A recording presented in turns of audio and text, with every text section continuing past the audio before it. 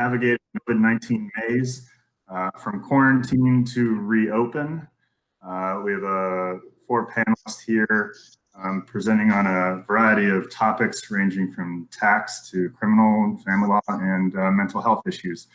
I will let the presenters each introduce themselves, but my name is Peter Haukebo. I am a tax attorney. When I'm not presenting on things such as PPP and EIDL loans and other government programs related to the COVID-19, my practice is concentrated on tax controversy issues, audits to collection alternatives. Firm represents taxpayers in both civil and criminal contexts. I am going to go through this. Before we get started, there should be a comment section on the YouTube page where you can ask questions. I think for the most part, we're going to be holding the questions until the end. If something pops up that seems timely and we can address quickly in our presentation, I think we will do so. But for the most part, and we will address once we get through the primary content. This program, I've done this presentation a couple of times now. It is probably a 45-minute to an hour-long conversation on the things that are out there. So this is a little bit of a compressed version. If you have questions at the end of this, definitely ask in the YouTube link. Feel free to contact me offline as well, and we can discuss further questions. By now, hopefully, some of these items you've heard of. If there's one thing I need to tell you from the start, it's that if you believe you are eligible for either of the programs that I'm going to talk about today, the EIDL loan or the Paycheck Protection Program, time is of the essence. You need to contact your bank. In the case of the PPP, you need to contact the SBA. In the case of the EIDL loan, immediately. These funds are going fast, and once they're gone, absent an additional congressional appropriation. So the first program, quickly, is the Economic Injury Disaster Loan, otherwise known as EIDL. EIDL loans have been around for a while now, but they have been refunded specifically in response to this COVID-19. So what you really need to know here is that it is a loan up to $2 million. That is what is publicly stated. The loan amounts have certainly, we think, been throttled back quite a bit. It is up to a 30-year term, 3 3/4% for businesses, 2 3/4% for nonprofits. Recently, the program ran out of money, but on Friday, the president signed the Appropriation Act to add another $10 billion to this. Like I said, it's going fast. There's for up to a $10,000 advance.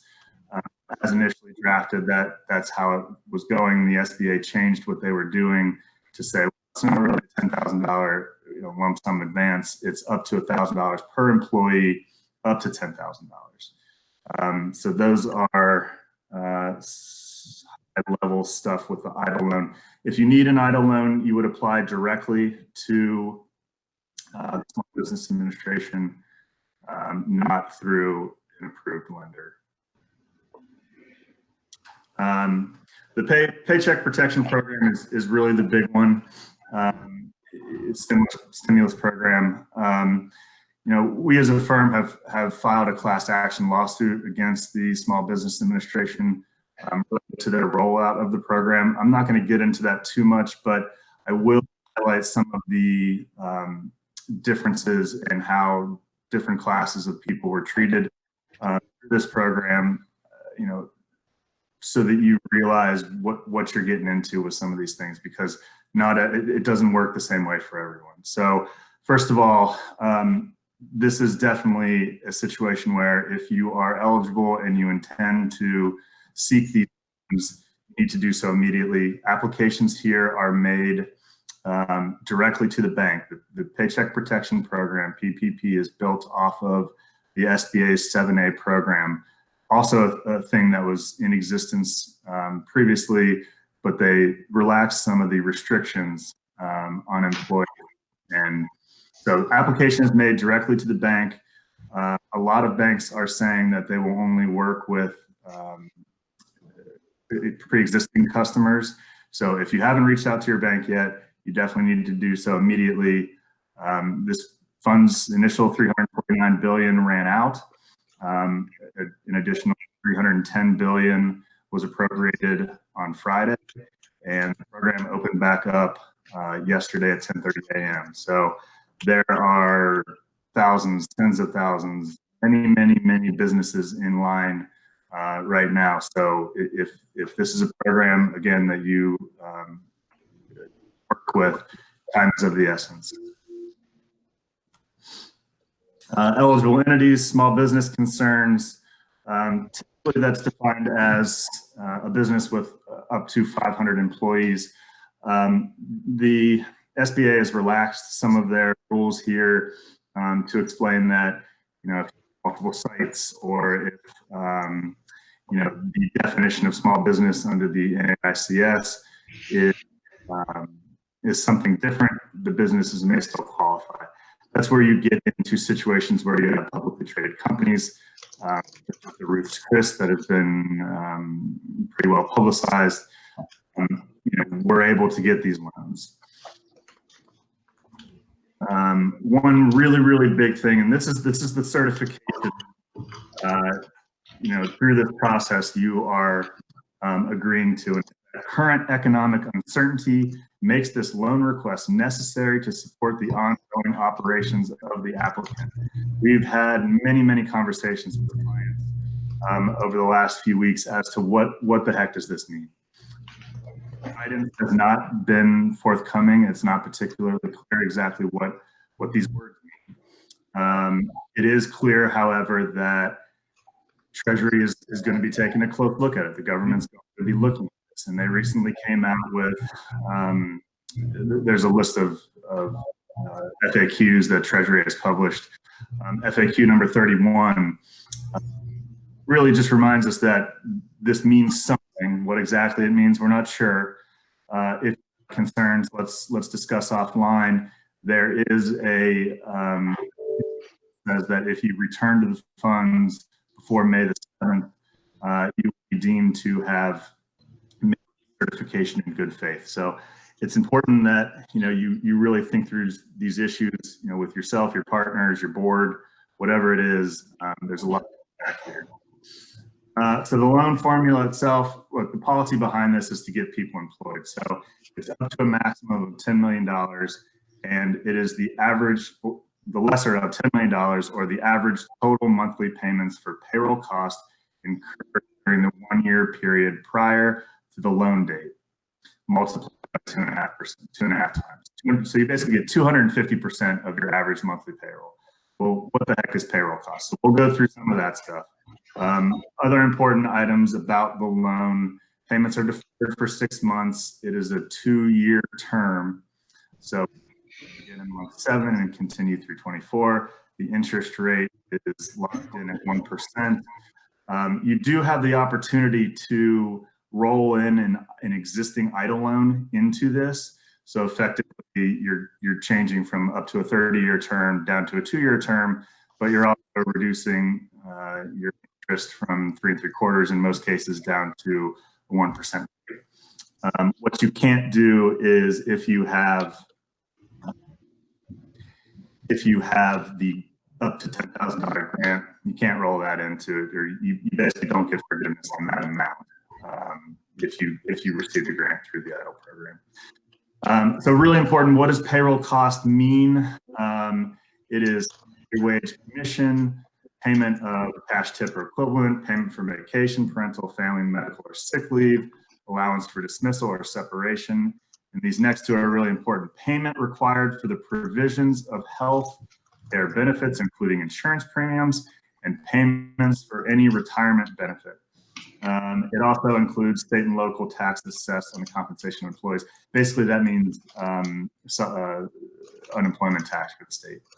The big ones here that I just take note of is that health insurance premiums and retirement benefits that are paid by the employer are included. This is for businesses with employees, self-employed, independent contractors, sole proprietors do not get the same treatment, and we'll discuss that a little bit later. Important to note here also in the what is not included, it does not include any compensation paid to a sole proprietor and independent contractor. That's because they can apply on their own. And when this first was rolled out, it was a little bit confusing, and you had employee-based businesses that had an opportunity to apply on April the 3rd, and those independent contractors, sole proprietors, were forced to wait until April the 10th. Some things it does not include any amount in excess of $100,000 annualized. So you're cramming down to $100,000. The other thing it does not include is taxes imposed or withheld under chapters 21, 22, or 24 of the IRC. The SBA was forced to do a little bit of walking back what the actual code of the act says, because it initially seemed to suggest that you could borrow on gross, but you were forced to have forgiveness on net. They've walked that back through this, but basically chapters 21 and 24 deal with the employer portion of FICA taxes and withholding. So ultimately what this means through the SBA guidance that has come out is that the employer does not get credit for FICA taxes. They've walked back the issues related to employee portions. So you can borrow the full amount of your employees' salaries. Big one is any compensation of an employee whose principal place of residence outside of the United States. And then these last two are qualified sick leave wages and qualified family leave wages. This is another one of the initial things that came out from the government for coronavirus relief. They're providing a credit for these already, so it's just making sure you don't have an opportunity to build. Like I said, sole proprietors, independent contractors, they had to wait until April the 10th in order to apply.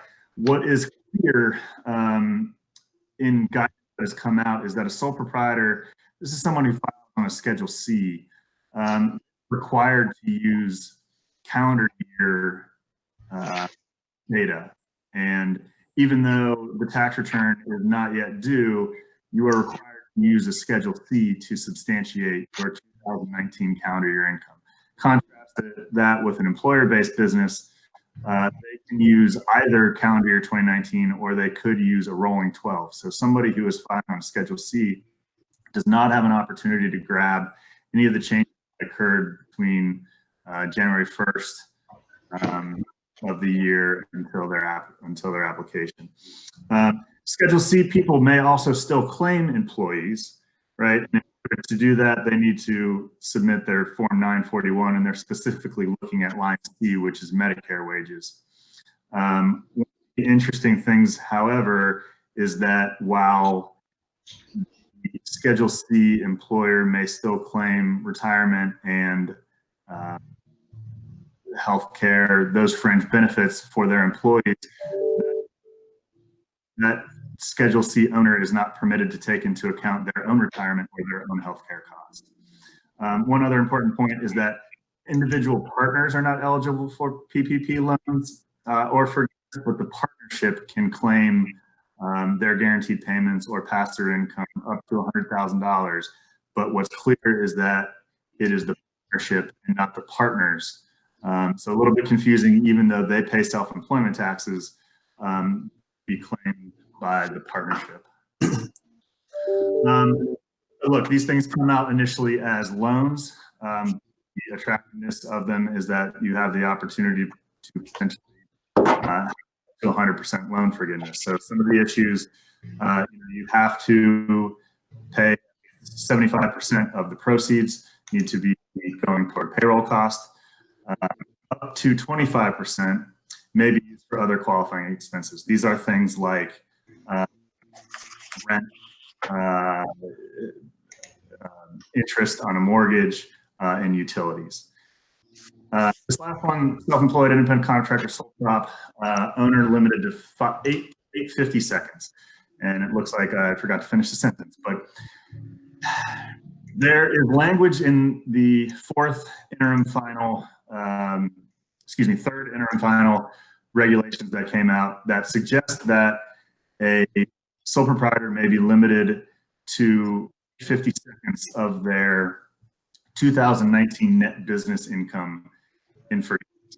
And if that is true, that's going to create a massive disparity between non-employer businesses and employee businesses. And if it's a situation where the Schedule C sole proprietor has employees of their own, then it's going to be a massive issue. It can also be read to just say that the non-employee owner, that portion may only be limited to 850 seconds, meaning they may have just been trying to prevent a windfall to the operator, and then he or she could potentially take additional amounts similar to the other businesses. But that's one that you got to be aware of. There's certainly language that would suggest a throttling there. There's two other opportunities for loan forgiveness to be reduced, keeping in mind that the policy here with these programs was to get people employed. The first is based on a reduction of the number of employees. This is a simple FTE, full-time equivalent analysis. Your numerator is the amount of hours that your employee works. The denominator is what you consider to be full-time. You do the calculation for each of your employees, and you know what your full-time equivalent is. The look-back period on FTE is one of two, and the employer has discretion as to which one to choose. So the first is February 15th, 2019 to June 30th, 2019. The second period is January 1st, 2020 to February 29th, 2020. So the employer would choose whichever the most. The comparable period that they are looking at would be the 8 weeks following the loan termination. So once you got the money, those 8 weeks, what's your full-time equivalent in that situation? If it is less than those prior to look-back periods, you will not be able to seek the full forgiveness, as the regulations state today. It's possible they come out with something additional, but based on the text of the CARES Act, that's how it would work. The second is based on a reduction salary and wages. So again, here you are looking at what you paid your folks during that period immediately following the loan origination, and in this situation you are comparing it to the last full calendar quarter that someone worked for you. So in most cases, it should be quarter one of 2020, but I suppose may not always be. The issue here is that you cannot throttle back their wages more than 25%. So you can go up to 25%, but to the extent you go over 25%, your loan forgiveness will be reduced. One important thing to point out is that the folks that we are taking their salaries for are only the folks who did not earn during a single pay period in 2019 an amount that could be annualized to be more than $100,000. Again, time is of the essence with this stuff. Apply now. For the PPP loan, the applications need to go directly to the banks. Approved fintech companies, so folks like PayPal, Cabbage, that's gotten the game into it. So it's not just your traditional brick and mortar. They have expanded the program to some of those other companies. And you know, time is of the essence. Theoretically, this program's open until June the 30th. We would tend to anticipate that these funds will be gone by the end of the week. So you certainly need to move fast. And with that, I will pass it on. Hello, my name is Alan Billian. I am the owner and operator of Alan L. Billian, PA, a family law boutique practice in Baltimore County, Maryland, in Owings Mills. My practice focuses on, I also handle family law mediations and settlement conferences and settlement facilitation. Since the start of the COVID-19 pandemic and the closure of the courts to all but emergency matters, I've repeatedly been asked the same questions over and over again. I'd like to address some of those questions here today. First question is, are the courts still open to family law cases? The short answer is kind of. Courts are closed through June 5th of 2020. And what that means is that the courts are still handling emergency matters, protective orders, peace orders, where the issue is someone's health and safety. And those hearings are still moving forward. And those start with court commissioners, and then they move to judges in the circuit court or the district court for actual hearings in those cases, some of which are being done remotely and some of them are actually being done in the courthouses. Final orders in a lot of those cases are being scheduled when the courts are going to be reopened, hopefully after June 5th. And courts are also open to issues of quarantine matters and isolation in terms of COVID-19. So the short answer is they're sort of open for certain things, but other things are not so open. The big issue is, how can someone move forward with their case when the courts are only open on a limited basis? The good news is that almost all jurisdictions in Maryland are working with a small crew of judges and magistrates and staffers on a daily basis, along with other staffers, to move family law cases. Most jurisdictions are electronic filing jurisdictions, which means we don't need to have ink signatures on documents to file them with the court. Those documents can be filed remotely. And there are clerks who are working at home processing these filings. And in some cases, they're even more efficient because they don't have the public coming to the courthouse on a day-to-day basis with issues and questions and time-consuming matters. So documents can be filed electronically. Divorce cases, custody cases, various other matters can be started with an electronic filing in electronic filing jurisdictions. And in jurisdictions where, like Baltimore City, where there are no electronic filing processes in place right now, they have relaxed some requirements in those jurisdictions, so you can file documents without having an ink signature. So you can use an electronic signature or a fax or a scan of a signature rather than having an original document to keep cases moving. And even in those cases where, in those jurisdictions where they are not electronic filing jurisdictions, the cases are moving pretty efficiently. We've filed cases in the last several weeks in Baltimore City. We've gotten back summonses from our complaints that we filed. We've forwarded them to our private process servers, and we're still able to get those cases served, and those cases are moving forward. And that's important because if the case is moving forward now, then it's already in the queue for when the courts reopen on a full-time basis and to the public, so cases can get scheduled for settlement conferences, for scheduling conferences, so that cases can move forward when courts are back in session full-time. And when there are uncontested matters, uncontested divorces, uncontested custody cases, where you have an attorney on both sides of a case, the courts are scheduling remote hearings and using WebEx and Zoom to schedule hearings now so that those cases can be resolved and removed from the docket, allowing the more contested cases to go forward when the cases reopen. So in some cases, we've been able to file uncontested divorce cases where we have a marital settlement agreement and we have two parties who are both represented, where every issue is resolved. We've been able to get those cases scheduled, and we're getting hearings faster than we could in cases where the courts were open on a full-time basis without the limitations that we're currently dealing with. So yes, your family law case can still move forward, even in the current environment that we're dealing with. And what this is going to do is it's going to allow the courts to reschedule the backlog of contested cases that have been postponed in the last 6 weeks and are likely to be postponed in the next 6 to 8 weeks. So unfortunately, if your case is one that can't settle or can't settle quickly, you're gonna have to wait for the courts to reopen to be able to reschedule those cases. But the good news is you don't have to wait to file your case until the courts reopen. Those cases can be filed now, those cases can move forward now, and you don't have to stop and wait. So another question that I've been getting frequently is, what happens with my existing custody order? If you live apart from your child's other parent, whether it's by a divorce or a separation or a past relationship, there's nothing that should stop you from seeing your child and spending time with your child.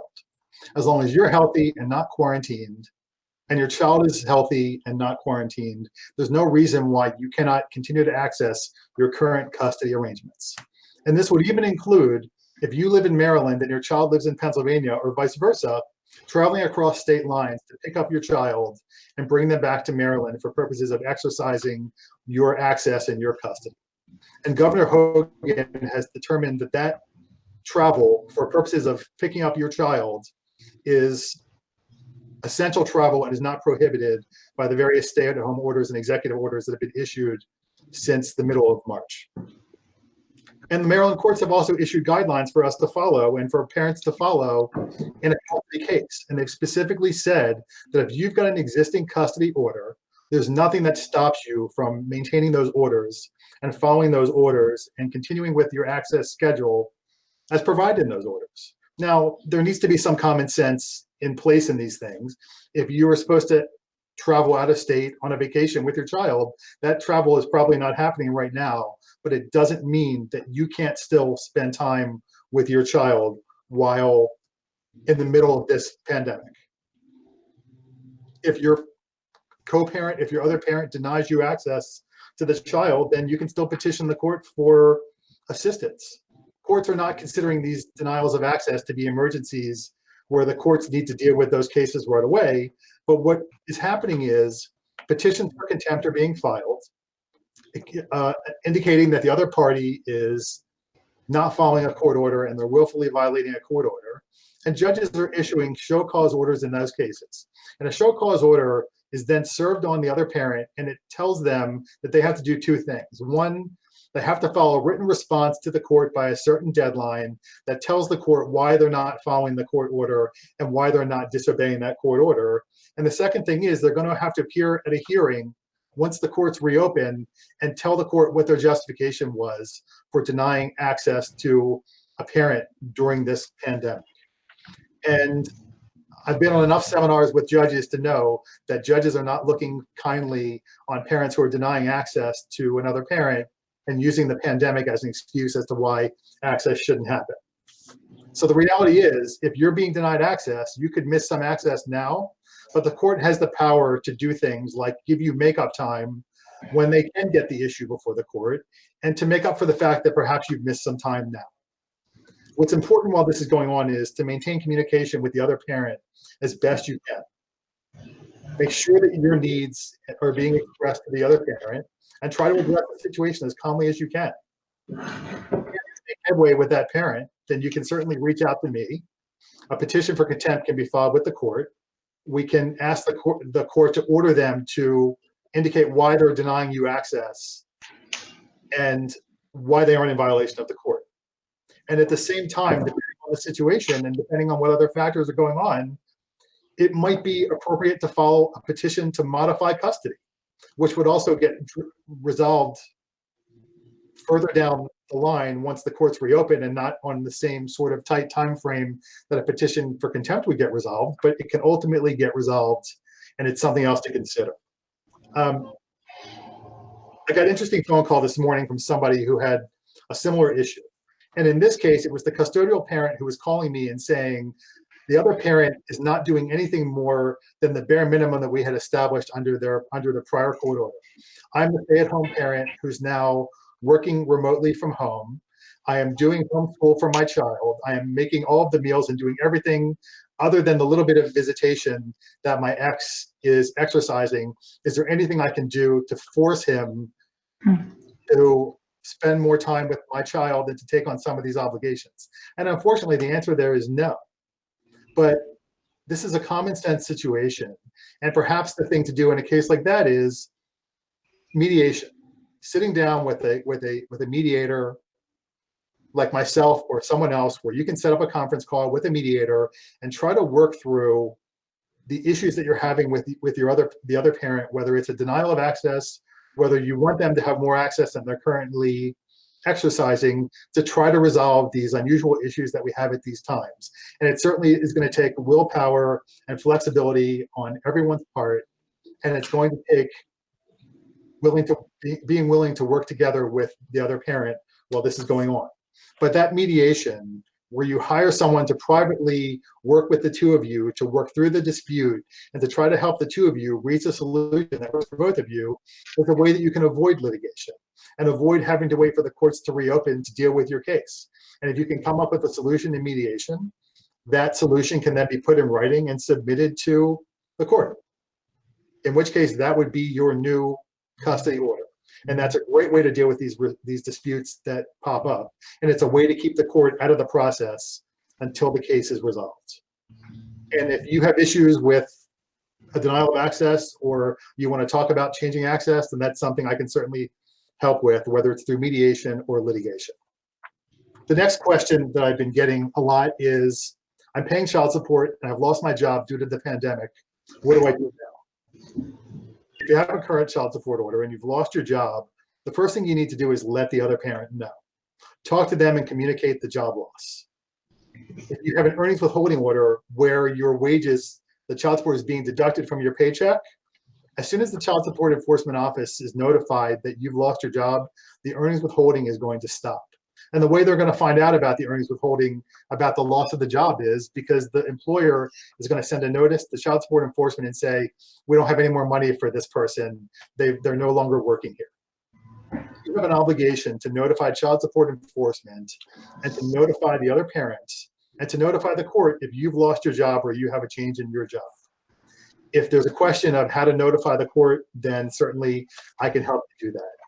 But it can be as simple as writing a letter to the court, addressing it to the clerk's office in your local jurisdiction where your child support order was issued, with your case number, and letting them know that you're no longer working for ABC company. The next step is to, as fast as you can, file a petition to modify child support. The court has the power to modify your child support order to the date that you filed your petition in the court, but they can't modify it back to the date that you lost your job.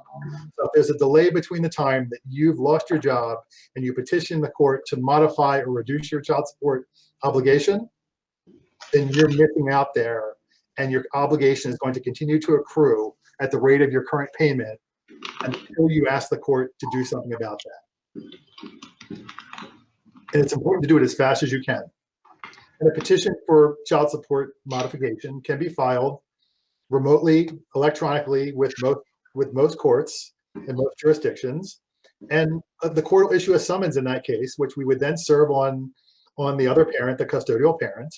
And your child support modification case can be in line for a hearing when the court's open.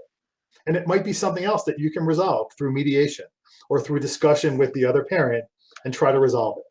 But it's important to get that modification filed as fast as you can, because the clock is ticking against you. But in most cases, it's not as simple as filing for a modification and telling the court, I lost my job, I can't pay child support, or I can't pay as much child support. Hopefully you filed a petition, you filed for unemployment benefits at the same time. And the issue becomes, what have you done to try to find replacement income? Have you applied for unemployment? Have you tried to look for another job? Have you sent in applications? What steps have you taken to try to replace the income that you lost when you lost your job with ABC company? And the other party, the custodial parent who's not getting their child support, might try to argue that you could find a new job, or there's something more you could have done. So it's not quite as simple as simply filing and saying to the court, hey, I lost my job, I can't pay right now. And for these reasons, it's a tricky situation, and it's something that you ought to get help from an attorney. If you need help with anything I've discussed here today, or you find yourself in need of an attorney to help you with some other family law issue, whether it's a protective order or a peace order or something else, whether it's a contested or uncontested matter, please reach out. And I can be reached at alan@billianlaw.com, 410-889-5500. And I hope you all stay safe. Thank you. Hey all, this is Tom Maronick Jr. I am the managing partner of the law office of Thomas Maronick Jr. We are a full service law firm based in Glen Burnie, Maryland. We have offices across the state, Ocean City, Easton, Baltimore, even out in Silver Spring. So just about anywhere in Maryland where you are, we can help you. I am going to focus on our criminal law practice because we've been getting a lot of questions about what the law allows you to do and what it does not allow you to do. The first question when it comes to whether you can go outside and what you're allowed to do is whether or not you are an essential business person, okay? The stay-at-home order is not a shelter-in-place order. And I want to make a distinction on that because shelter-in-place is what they have in California. And that means you cannot go out of your home whatsoever unless it's for some very limited reasons. Maryland is similar to that, but it's more wide open.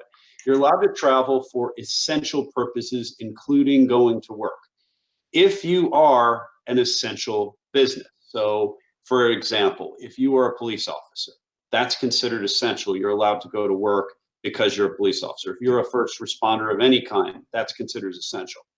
Communications, if you're into radio, let's say you're a broadcaster or you work for a radio station, that's considered an essential business.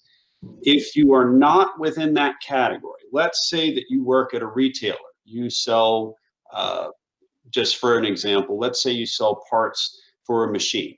Unless that machine is part of what they consider essential, you're not allowed to travel for work. But what you can travel for is such things as going to the grocery store. You can go to Home Depot. You can go to Lowe's. Isn't that nice? You can buy gardening products. The governor of Michigan recently said you're not allowed to do that. Well, the good thing about Maryland is you are allowed to do it. And Governor Hogan is not policing things to the point of saying you can go to Home Depot for one reason, but you can't go for another. You can go to the grocery store. Walmart counts as a grocery store. It does because they sell groceries and they sell other essential items. Now, what about the fact that some people, including myself, have recently gotten a haircut? Can I go get a haircut? Well, the answer is they are allowing haircuts for what they consider essential businesses. That's a recent change to the law. That only happened within the last basically week, a few days actually. And what that means is if you were somebody who's in those categories of essential businesses and you have to maintain a particular appearance, like the lawyers in the group, we have to appear often in front of judges. We're required to look a certain way when we go to court. That's why we are able to get haircuts. But there's other people such as police officers, firemen, people who work in communications, they have to maintain that appearance. But the good news is that's probably a precursor for things opening up soon. So I think, stay tuned on that. Well, what happens if you do go out? What happens if you do go leave your house? Well, here's what can happen. You actually are facing the possibility of criminal penalties. And this is literally what the law says. If you knowingly violate the law, you could be facing up to a year in prison and a $5,000 fine. It's a pretty substantial penalty. And in fact, as was reported recently on Fox in DC, 34 people as of April the 13th were arrested for violating the law when it comes to going outside and or being part of a gathering. So the simple answer is unless and until Governor Hogan says you're allowed to expand the number of people you're around, if you're not an immediate family member, if your friend invites you over to their house to go have dinner, okay, they're probably not going to bang on the door. But if a police officer happens to be going by and looks in the window and sees 4 people there, or 6 people or 8 people, there may be a reason the officer could go ask a question. But generally what is happening is there has to be some reason, some lawful reason for the officer to come up rather than just start asking questions. They're not going to just suddenly arrest you because it's assumed you're breaking the law. They still have to follow probable cause to make an arrest. But if they do arrest you, again, that's a year in jail and a huge fine, $5,000 fine. So you don't want to take any chances. The smart answer right now is simply wait until the governor relaxes restrictions before going out seeing people who are not your immediate family. Immediate family means the people that you live with. Okay, and again, I get a lot of questions about that. Well, what about grandma and grandpa?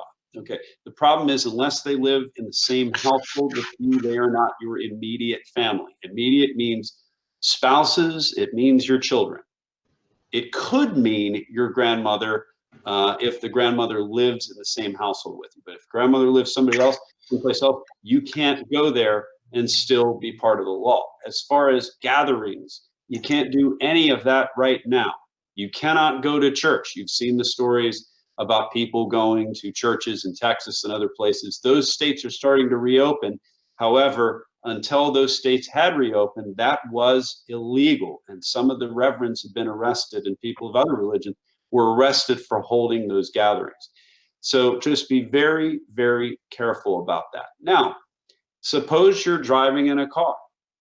Can the police actually come up, pull you over, and start asking questions of you? The answer is no.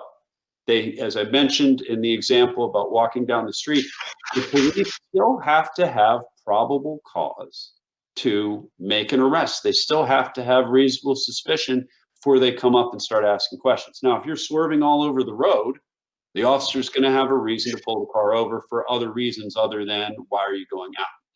Now, a question that relates to that is, well, how do you prove what you're doing? The answer is it's very tricky. If the officer does have a reason to pull you over, maybe you dropped your phone and the car swerves, and the officer does pull you over and you have a bunch of people in the car. The answer is, as long as it's an essential purpose of your travel, you are going to be fine. If you're asked, where am I going? And you're going to Walmart, you're going to get some pickup food, carry out food, that's okay. You're fine there. If you say I'm going to work and your work is not an essential business, then you could be in trouble for that. The people who have been arrested, in general, it's been people throwing parties, it's been people getting together where it's a fairly large group, 10 or more, and it's obvious that they're violating the law. You can't go to the beach, the beaches are closed, you're allowed to go outside or exercise, things like that. So in theory, you could go to a park if it's open, but many parks are even closed. You can't go play golf, and that's an important distinction because Pennsylvania is now reopening and you're going to be able to do that, but Maryland has not yet done that. If you are questioned, as long as it's an essential purpose, you are okay, but if you're out and it's a non-essential purpose, that's a problem. Here's another important point. You do have to wear a mask to go to most places. I have my mask right here. I don't have it on for the webinar, but there it is. The masks, if you go to Home Depot, if you go to Walmart, if you go to the grocery store, you are required to wear the mask as per state law. Anne Arundel County, where we are based, actually the county executive made a mandate before even the governor did that said you had to have the mask. So that is something, anytime you go out, if you are found in that grocery store, you sneak in and don't have a mask, again, you are violating state law. So you want to be very, very careful about that so you don't get in trouble and you don't break the law. Let's go to the next slide if we could. What matters are the courts still hearing? Very important. The courts are still hearing protective orders. So if somebody's accusing you of domestic violence or somebody you know, the courts are still hearing that matter. Courts are still hearing habeas corpus, which is a type of bail review.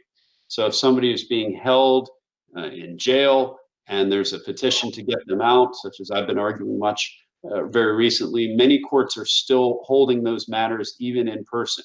Baltimore County, notably, I have had to appear in person to argue those matters. Annapolis is having bail reviews and habeas corpus petitions held in person. So again, these are things that the courts are still holding. So protective orders, Alan mentioned some types of family orders that they're still holding, but from the criminal side, your initial appearance is still going to be held. What you're not going to see being held right now are trials. There are some pleas that are being held. Baltimore County recently, notably, is doing a Saturday plea program. So you can actually have your matter held on a Saturday if you can prearrange that with the state. The pleas are generally limited to time-served pleas. So if somebody has a criminal charge and they're looking to get it resolved, and the state and defense can agree that it's a time-served disposition or something around that, the answer is you will likely be able to get that done. But there's one important exception. There's a recent change in the law that victims have to be notified. The plea is no good if the victim was not properly notified.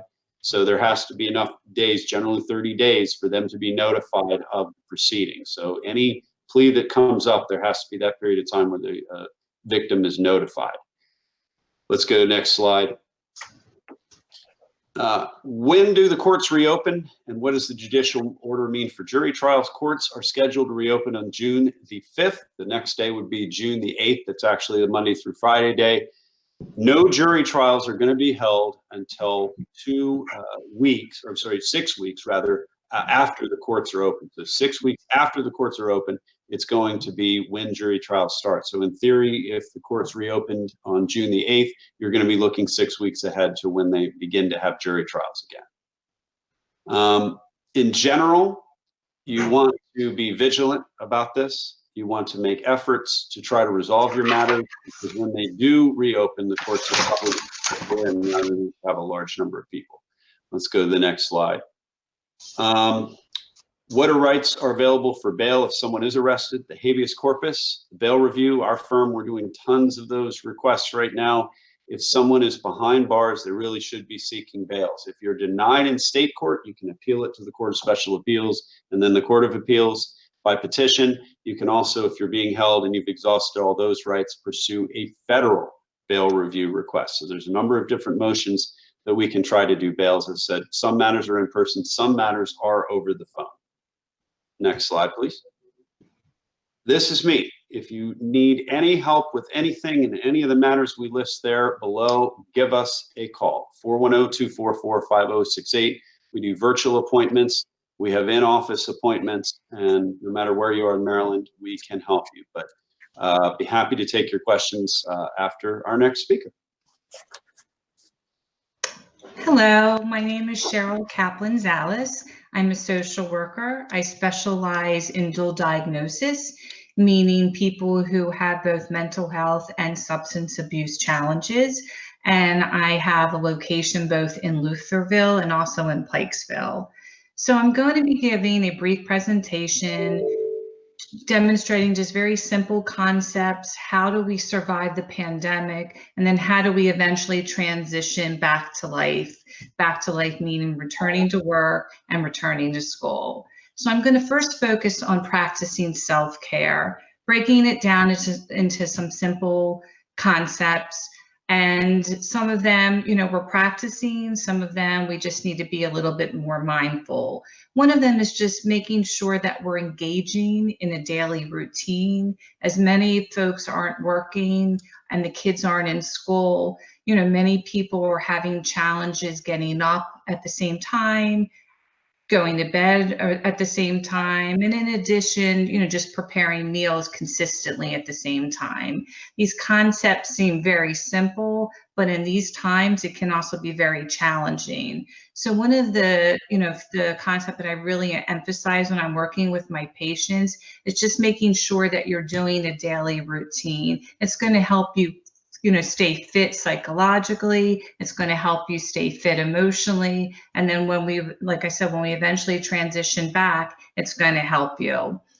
In addition, staying fit is very important. It's being aware of what we're ingesting. Many folks are sitting around the home, lack of structure, consuming large quantities of sugar, large quantities of carbohydrates, and that's really affecting us in multiple ways. It's affecting us psychologically, it's affecting us physically. So once again, in order to stay fit now so that we are prepared to eventually return, it's very important to be aware of what we're eating, trying to consume more wholesome foods such as fruits, vegetables.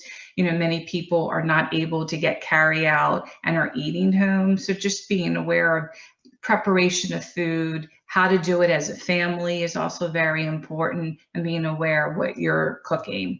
In addition, many people are increasing their alcohol consumption as a way of coping with this pandemic. And everyone, has to be aware that eventually the pandemic is going to end and that we are going to be returning home, returning back to the real world. So it's really being mindful of what are you doing now. So that way, in the long run, you're not going to have challenges with that. Once again, people feel at the end of the day or towards evening hours, a drink, 2 drinks, 3 drinks, it's relaxing them. And it is putting your mind and your body in a sedate state, a sedentary alcohol you are consuming. In addition, another part of self-care, which is very important right now, is sleep hygiene. And what I mean by sleep hygiene is, what are you doing to prepare for a restful sleep? Many of us are on our electronics, our computers, our iPads, and that's definitely affecting the quality of sleep. So I strongly encourage that an hour before somebody's going to bed, to try to turn off all devices. I know it's challenging during this time, but it's really important, especially with children. The blue light affects the brain. Kids are being more agitated. So it's just being, aware how to just be mindful once again and turning off all your devices prior to going to bed. If we can transition to the next slide, please. The next concept that I like to discuss is, how do we remain sane as we're all living together? And I've broken it down into some very simple categories. One of the categories is, how's our family expectations? And what I mean by that, what's the structure in the home? Is your child aware of what's expected of them? I really encourage families to write down a daily routine with children, the time that they get up, what is the expectation? In addition, for ourselves and for our partners, I think it's really important that we write it down, because we're more accountable when we write something down. So as simple as, today I'm going to take a shower, or today I'm going to do laundry, whatever it might be, writing it down helps us be held accountable. And once again, having the children home continuously, it's really important for them to have a routine. They need to know what's expected of them. And when they see it in writing, it helps them conceptualize it. And it also helps us, hopefully, being able to enforce it. Another thing that I'm experiencing with many of my folks as I'm doing teletherapy is, being with your partner too much is not a good thing. And many couples are noticing an increased arguments, agitation. We're not at our best right now, so we're not very cautious with the choice of words. We're not, being very helpful around the house. We're all doing the best that we can, but right now we're not performing at our best. And a lot of times we do take that out on our significant other. So right now it's really important, to take a step back, to be aware of what we're saying to our partner, to be aware we might be more agitated, we're going to be more irritable. And then when we catch ourselves, it's, how do we apologize?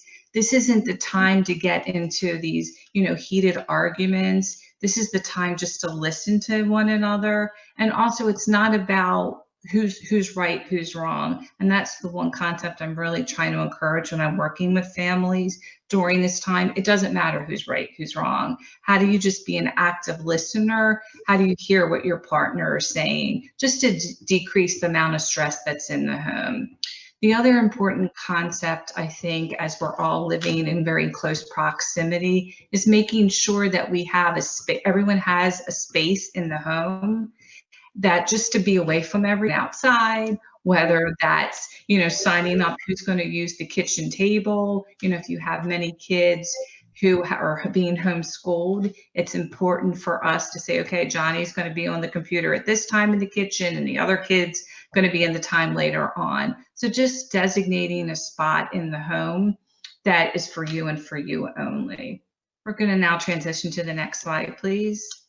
And then the most important concept is, how do we stay positive right now during this pandemic?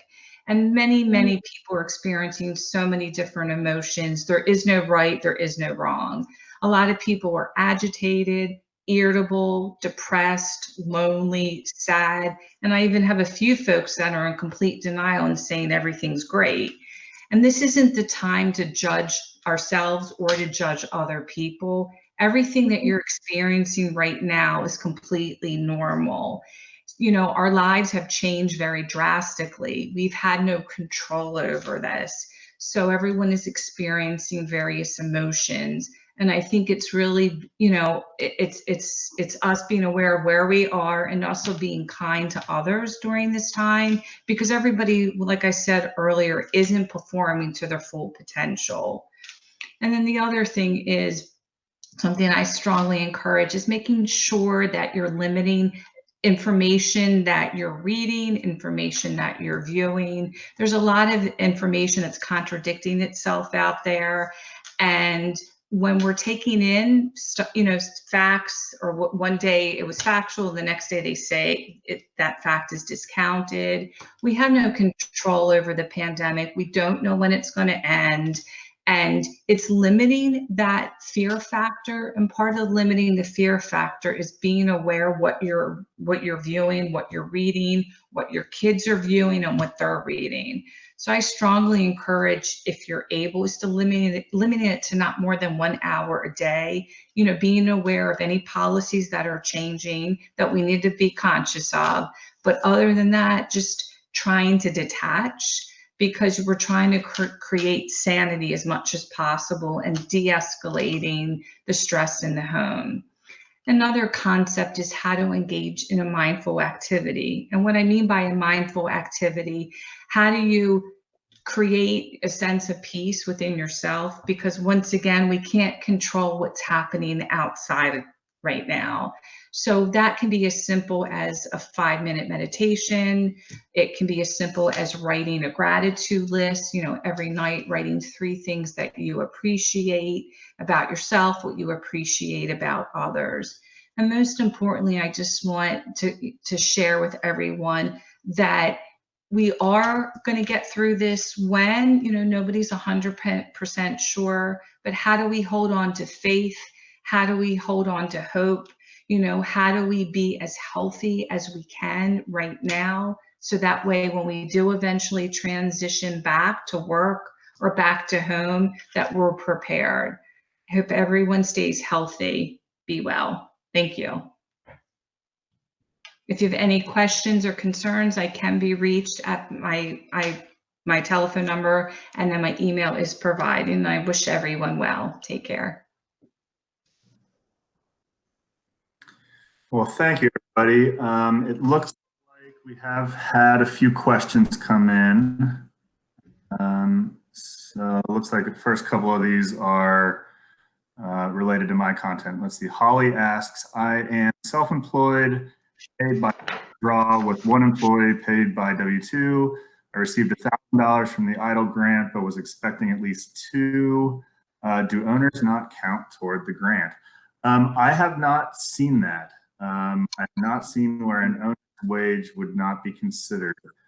If you want to give me a call offline, maybe we can in a little bit on this, but there's not particular guidance I can point to right away. It looks like Bill asked, what is the definition of uncertainty? Bill, you've hit the nail on the head. Who knows? The government has not provided clarity on that definition. So again, we've been consulting companies and businesses through this and parse through these words, and we've sat with boards and been on hours-long conference calls to try to parse through some of these issues. Happy to do it in your case if you want to give me a call offline. But at this point, I'm not prepared to say what the uncertainty means. Let's see, Terry asks, for a sole proprietor, you said you need 2019 Schedule C, but what if 2019 return has not been finalized yet? Can you submit 2018 Schedule C? So the answer is no, you may not apply based on 2018. But what is clear is that you don't actually have to have filed your return. All you need to have done is work through your 2019 Schedule C and provide that to the bank to substantiate your net business income. And then let's see, Fred asks, if a Schedule C taxpayer has $100,000 on line 31, they qualify for $20,833 cost. limited to 850 seconds is $15,285. That's only 73.85% of the loan amount, so it falls short of the 75% requirement. Correct. I'll assume your math is correct, but yeah, I mean that's the issue with these, is that if it is read in that way, and there's definitely language in there to suggest that it throttles you back to an 850 seconds. There is also language in there that gets you to where you otherwise need to be. So there's problems with the guidance. You know, stay tuned with this. They have so far come out with 4 or 5 interim final rules. There have been 30 or 40 different FAQs that have come out. There's been a borrower and information sheet published by Treasury. I anticipate there's going to have to be more. There are, in fact, still people who, at least according to the guidance, can't even apply for this stuff yet. And those would be people who started a business between January 1st, 2020 and February 15th, 2020. Those folks wouldn't have a 2019 Schedule C. So how do they even get involved in this program? That said, you know, the language of the CARES Act suggests that if you are in business on 15th, you should be entitled to participate. But how that person goes about making an application, who knows? There's got to be additional guidance that's coming out. And there are definitely still people who are not able to access this program. And Tom, do you want to? Sure. Hi, Harold. This is Tom here. I see that you're a lead abatement and mold remediation company, and you're asking, how do you get designated essential? I think a lot of it depends on what you do exactly.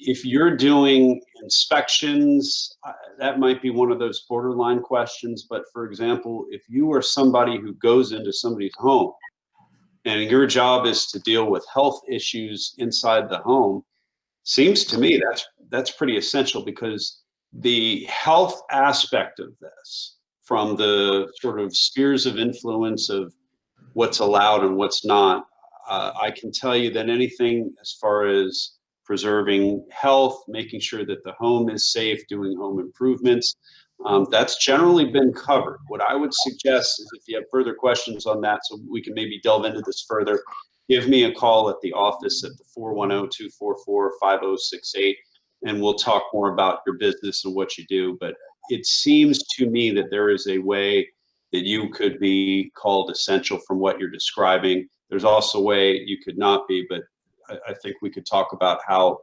that's sort of positioned in a way that you would comply with state law. I think there's a question about unemployment. That may be for several of us. What is the question about unemployment? If perhaps the questioner could put that out. I'm not sure exactly what the question is. Yeah, I don't know if we'll get it in. Generally, for unemployment, that's more of Peter's realm, but just make sure that you apply is the question I've been getting a lot. A lot of our clients come from various industries, including the service industry, and people have been saying they're not receiving their check at this point, and that they've applied and it's taking a while. What I have heard, and maybe some of the other panel members want to chime in, but what I have heard is that unemployment, they've had so many claims and it's just taking a very long time to process. Have you all heard the same? Yeah, I've heard the same thing. You know, I keep reading every day about how the website is crashing and they're shutting it down on a nightly basis for new claims. So to do maintenance on it. So yeah, I think it's just really overwhelmed right now. Maybe a question that is going to flow into what, Peter, you were talking about. Some people have asked, if somebody applies for unemployment, does that affect their stimulus check, or does that affect any of the other loans that they could get? If you know. Right, and so this is not something I've dug in real deep on. A lot of these programs do play nicely together. Some of them don't. If it's, you know, if someone wanted to reach out, I'd be happy to sort of dig in on some of these. But the message I would say is that there are enhancements that have been made to unemployment. Unemployment is in certain circumstances available for the self-employed and independent contractors, where in times past it is not. There have been increases in dollar amounts. The federal government has come in. So unemployment is not an area that I do a lot of work in, but I do think it's probably something we have the capability to dig in on if somebody had questions.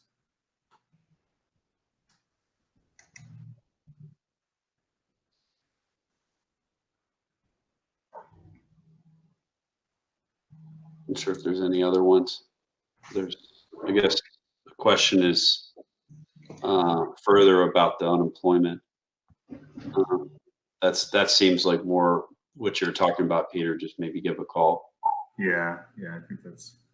I don't know if we have time for closing thoughts, but my closing thought, very briefly, would be just stay safe and please try to respect the law. I mean, don't take chances that are unnecessary. And if you do get into trouble, call us. We can help you. And if you have a loved one who needs help, we're here to help. Anyone else?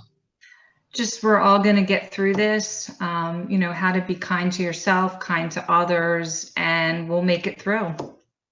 Stay safe, everyone. Thanks for listening. Lastly, I'll say that these government programs are running out of funds. So if this is something for you, time is of the essence. Move quickly. We can help you, get your documentation prepared and get ready for it if that's something you need. But be reaching out to the banks and figure out what they need. Time is of the essence. And with that, thank you very much. And I guess we'll conclude. Thanks, Alan. Thanks, everyone. Take care. Bye-bye.